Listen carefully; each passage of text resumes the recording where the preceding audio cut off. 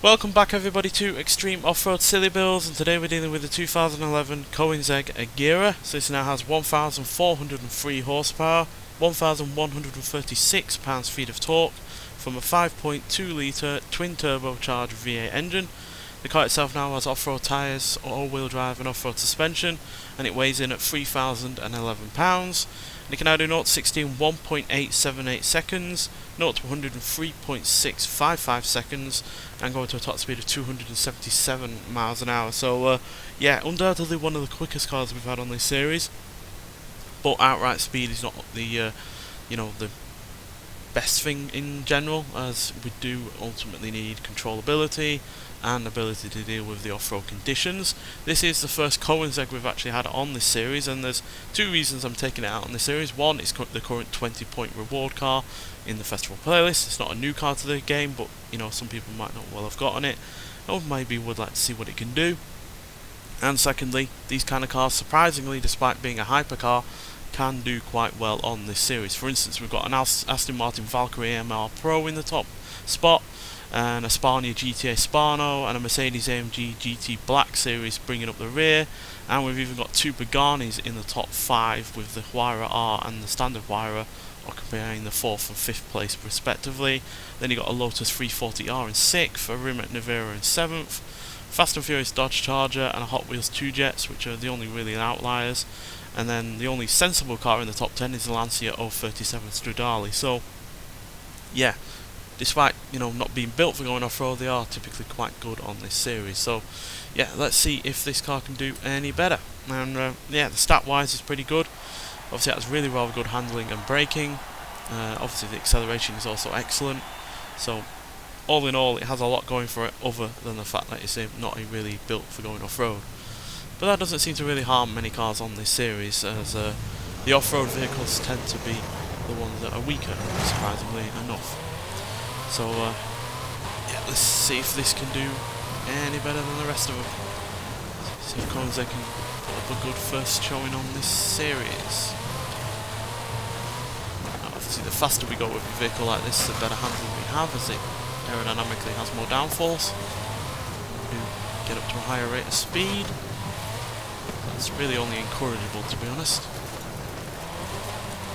Obviously it also was not meant for all-wheel drive, so that could very well induce some understeer. It's not been a massive problem yet, but who knows.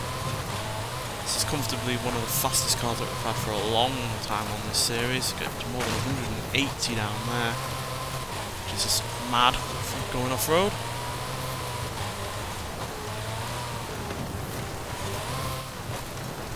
Dealing with the bumps and the jumps nicely.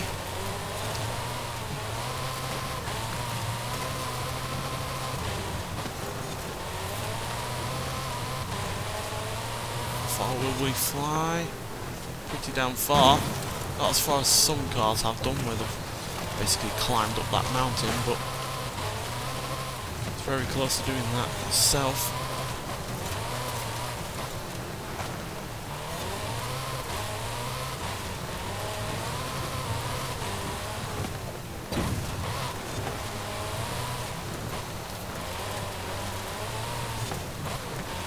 Because it's obviously quite a lightweight car, it's really rather agile, even with that all-wheel drive system. It's not really struggling at all with the cornering, especially when it comes to the quick cornering, where you obviously have to go from one angle to another, and it's not struggling at all with that, which is a positive sign. Wasn't a pretty good sign though on my part. Excellent brakes though, obviously helped by the fact it's not a heavy car, but excellent regardless.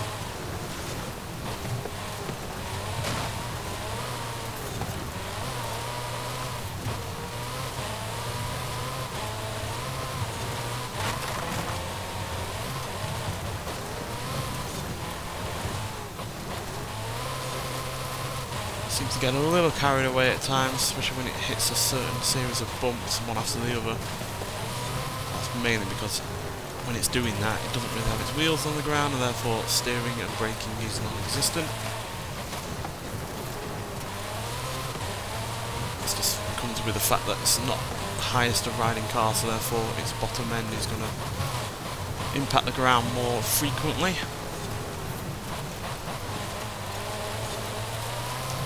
Lovely corner there. For a quick time by the looks of things.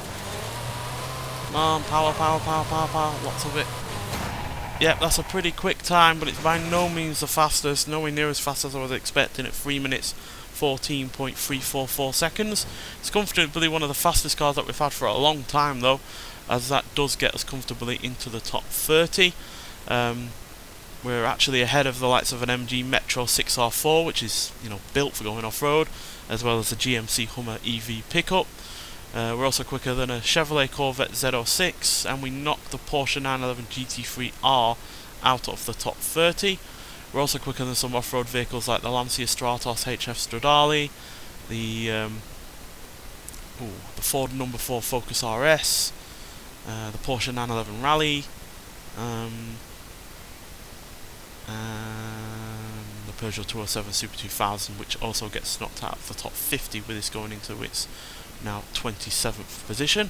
But we are slightly slower, surprisingly, than a Mercedes-Benz SL65 AMG Black Series, a Lotus Emira, Ford XB Falcon GT, Cadillac CTS-V Sportwagon, which was hilariously quick for a car of that type, as well as an Automobili Pininfarina Battista, Aston Martin DBR1, and one of the more sensible vehicles, the RJ Anderson No. 37 Polaris Razor Pro 4 truck, still sits in 20th position. So yeah, not quite as quick as some of the cars there, but again, for a car of this type to get into the top 30, beating plenty of, you know, rally cars and off-road vehicles is yeah, really surprising, and just again shows that cars like this really are like ducks to water to this series, quite frankly. So yeah, massively surprising, and there was very little issues with it as well. There's a hint of understeer here and there, and it obviously did catch the ground a few times as well, but outside of that, yeah, pretty perfect. It's just the fact that it's, you know, not built for going off-road that was a real hindrance, and